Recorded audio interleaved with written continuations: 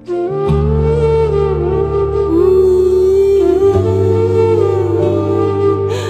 কত কষ্ট করে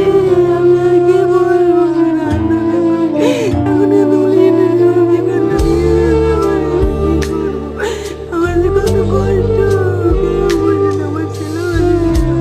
ছেলে বিয়ে করে আসবে কি আসবে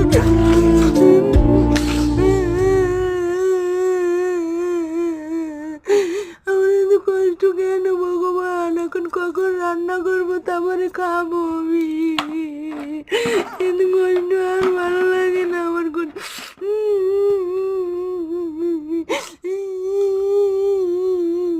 আমাকে দিয়ে সব কিছু করাবে আর আমি কখন খাবো কি করবো আমি বুঝতে পারছি না আমার কপালে কি আছে কি জানি আমার কোনো কিচ্ছু ভালো লাগছে না আমার এখানে কেন রেখেছে আমি একা একা